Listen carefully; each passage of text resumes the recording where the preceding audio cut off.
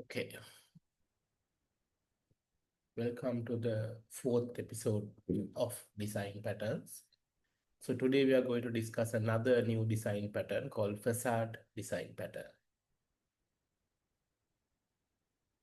If you recall what we are doing until up to now, uh, we have discussed two design patterns, factory and singleton design patterns, which are creational design patterns. Today we are moving into structural design patterns. So one of them is facade design pattern. So this structural design patterns are discussed about the structure of the classes and objects, right? So just to recall our OOP principles. So we have been discussing inheritance constructors before. So out of these OOP principles, today we will be using interfaces and encapsulations, right? So just forget about the technical jargons. What is facade in, in terms of English? So facade means, according to the Oxford Dictionary, that is in front of the building. Outlook. How do you see the building? Outlook. And the little more definition into this, the way that somebody or something appears to be, which is different from the way something really is. So you can see by these two definitions, facade deals with hiding implementation. In front, you see something. Behind this front, which you don't see, there are more complex stuff are going on. Right. I believe you have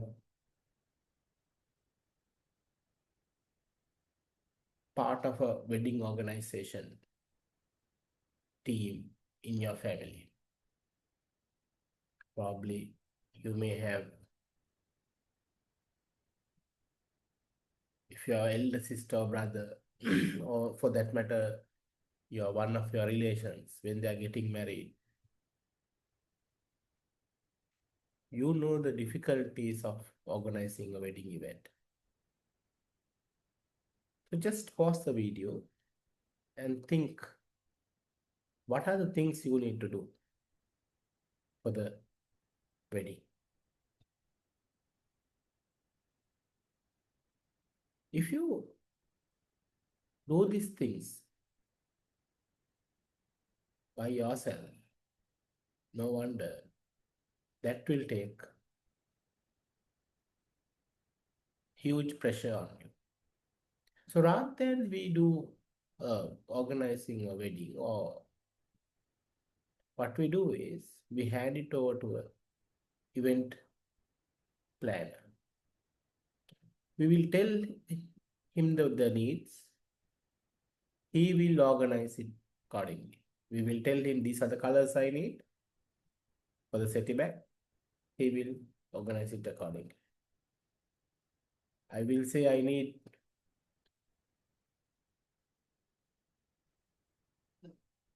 musical group with these configurations. He will bring them. So he's our interface. So facade is something similar to that. Right. What is facade? Facade design pattern, it provides unified interface to set of interfaces in a subsystem. So in here, you will have multiple subsystems. We as users, we don't call those subsystems directly. Instead, we call high-level facade class. Facade class is responsible for calling the necessary subsystem, like a wedding planner. So Facade defines a high-level interface that makes the subsystem easier to use. So you can see we create a substructure, and then we have something called wrapper class that encapsulate. Hope you remember the definition of encapsulate. During OOP class, we discuss encapsulation, which is hiding the information.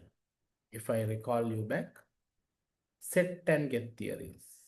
I hope you remember set and get methods are the the things we use for encapsulation.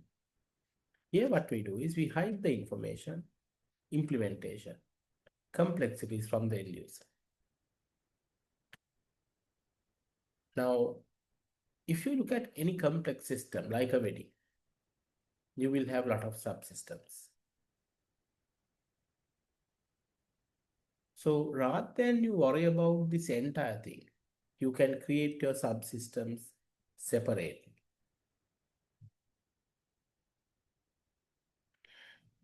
Right. Another example. Think about a waiter. You are going for a restaurant. You order something. You will say, this is my soup I need.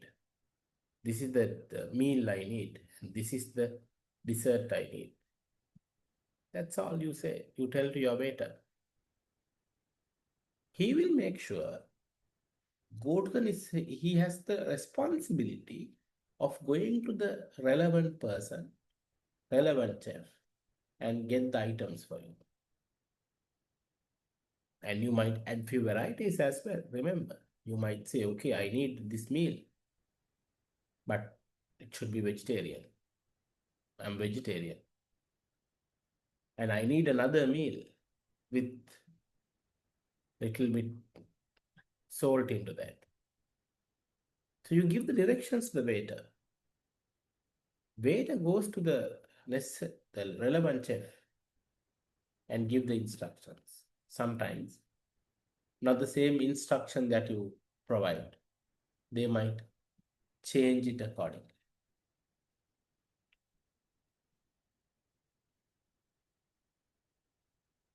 Right.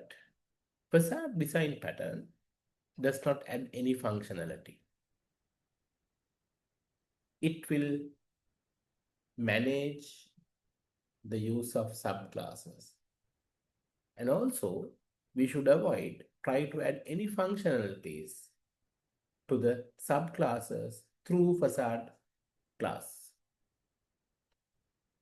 So facade design pattern is the one where you make an entry into the subsystems. End user, your client will call the facade class.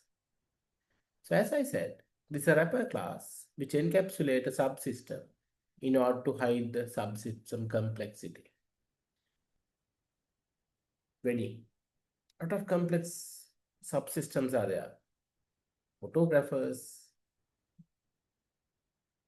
music groups, decorators, right, so on and so forth. But you don't worry about those complexity. As a client, you will be calling the facade class. And it can interact with multiple classes. So you should have the option of directly connect to the subsystem if needed without the internet. Now remember, still, because of the fact that these are loosely coupled, loosely integrated, ideally end user should communicate to the subsystem through the facade, but still they should have the option of initiating an object directly from subclass, which is not ideal, but you should have the option for that as well. Okay, let's go for an implementation. These are taken from course zero, the module. So now this is without facade. We have an interface class. We have an interface class. Recall what is an interface. recall what is an interface. Interface is a implementation template for a class. Like an abstract, you can't derive objects from interfaces. So here what has happened, we have three types of accounts: checking, saving, and investment,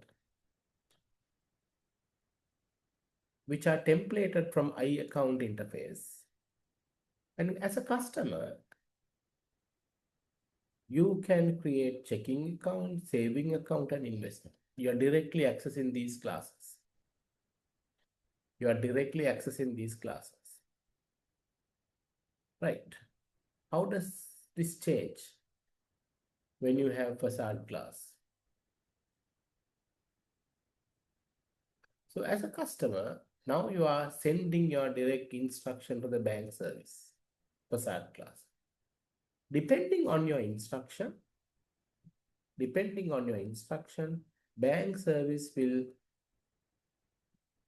interact with these accounts and create necessary accounts for a customer.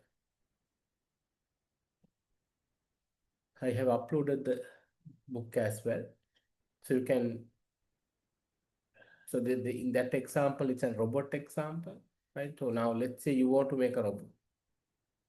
So rather than making a robot directly the color, hands, and body, you talk to a robot Facade by providing necessary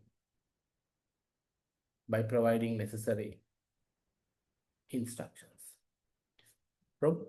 Facade class will go through the color, will use the subsystem, robo color, robo hands, and robo body.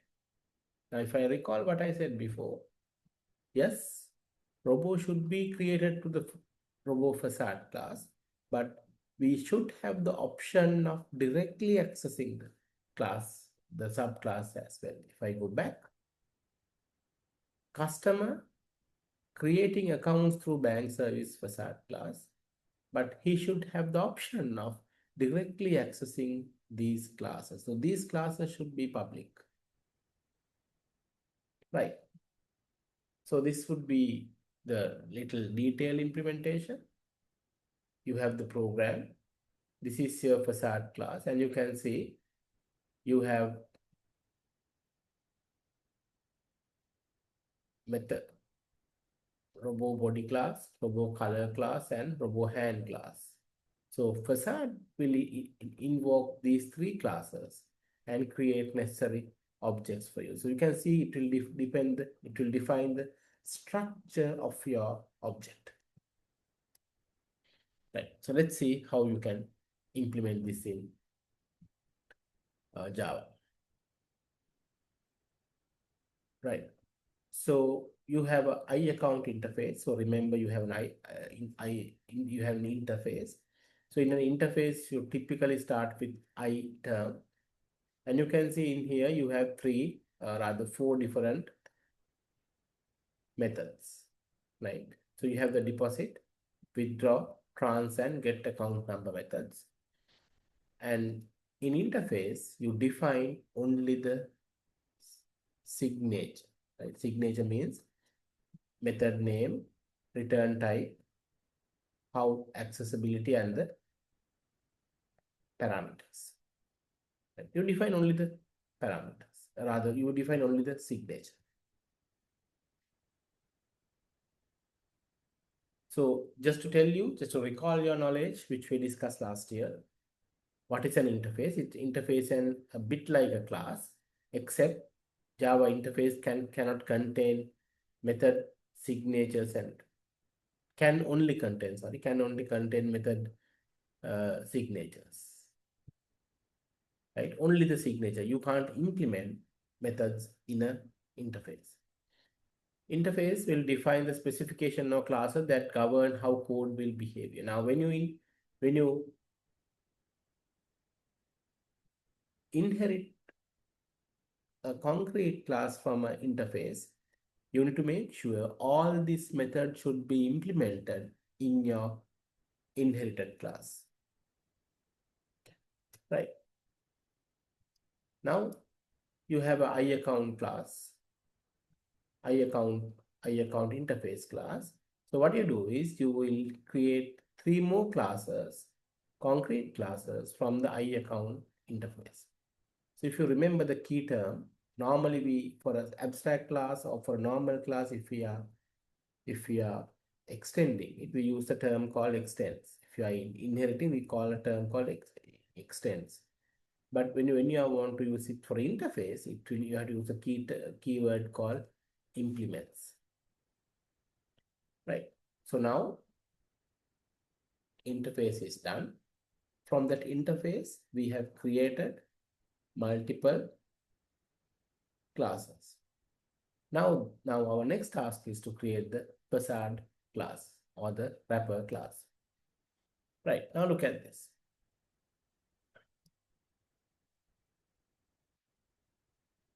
So this is your facade class, banking service. Now what happens? So you can see the uh, bank service constructor here. And then you can see the create new account method. Depending on the account type, you will use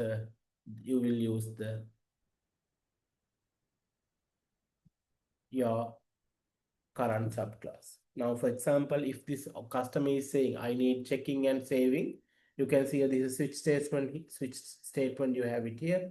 So depending on that, necessary account will be created. You get the account number, right? All facilities are available here. Right. So now interfaces are done, subclasses are done, facade class is also done. How do you invoke this customer class, right? If I recall you back where we were here, right? Now we have done this one. We have done with the subclasses and we have done with the facade class. Now what about the customer class? So customer class, you can see, so he give the instructions. I need saving account with 500. I need a investment account with 1000. And I will transfer money between my saving to. So you can see customer is giving instruction to whom? Banking service facade class. So facade class has all these implementations. End user, customer does not want to know what those implementations are. I'm simply saying, open an account on this amount, open an account on this type, transfer amount. That's all I need to know. Right. Now, in AI, you may have learned or may be learning in future about multi-agents. Multi-agents are extension of facade design patterns. If you look at multi-agents, especially things like master-slave design pattern, this master-slave multi-agent design pattern, what it does is master will instruct its slave agents to do certain tasks. Now, when it comes to multi-agents, they have the option of creating the knowledge. That's the difference between the Java classes versus multi-agent classes, but it has the same principle like facade design pattern, right? So why we use facade design pattern? To hide the complexity of the subsystem by encapsulation it behind the unified wrapper class called facade class. And we remove the need for client classes to manage subsystem on their own.